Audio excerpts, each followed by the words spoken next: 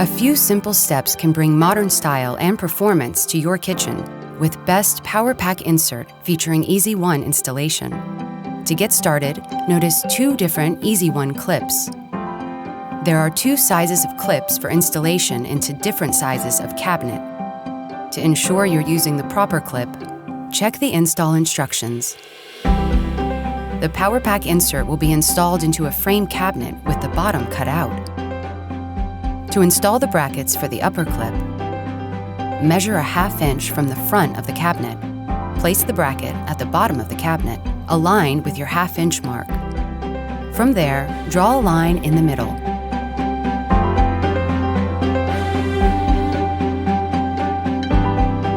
Place the bracket at the top of that line. Screw the brackets in. Once the stationary brackets are installed on both sides of the cabinet, just simply insert the hood into the brackets. With the help of the Easy One clips, your hands are now free to complete the install without assistance. Next, screw the hood into the cabinet.